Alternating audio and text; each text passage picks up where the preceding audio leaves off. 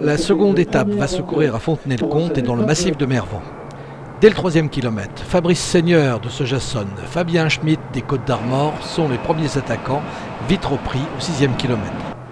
Au 14e kilomètre, 5 coureurs, Jérémy Cornu et Franz Taruya-Krener du Vendée-U, Franck Bonamour de Brest-Iroise, Romain Cherhuot de Saint-Herblain et Christer Hagen de la sélection de Norvège sortent à leur tour. Ils resteront 15 secondes devant le peloton avant d'être repris au 23e kilomètre.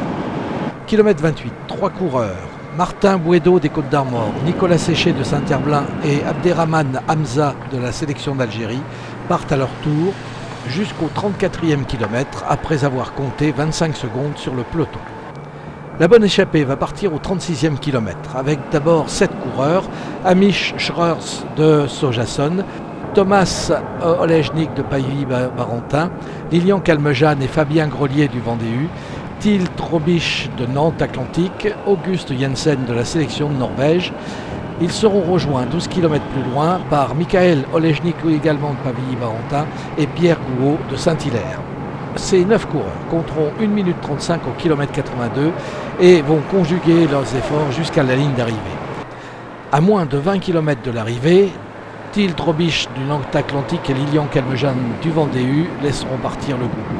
Après différentes tentatives dans ces derniers kilomètres, Auguste Jensen de la sélection de Norvège parvient à s'extraire du groupe pour l'emporter détaché devant Michael Olejnik de Pavie-Barentin et Amish Schreurs de Sojason Espoir. Alors l'étape était dure et aussi les équipes françaises ont toujours un œil sur notre équipe et alors il faut être un peu malin et un peu attendre et regarder ce qui s'est passé. Le premier Vendée-U est Fabien Grelier, 4e de l'étape.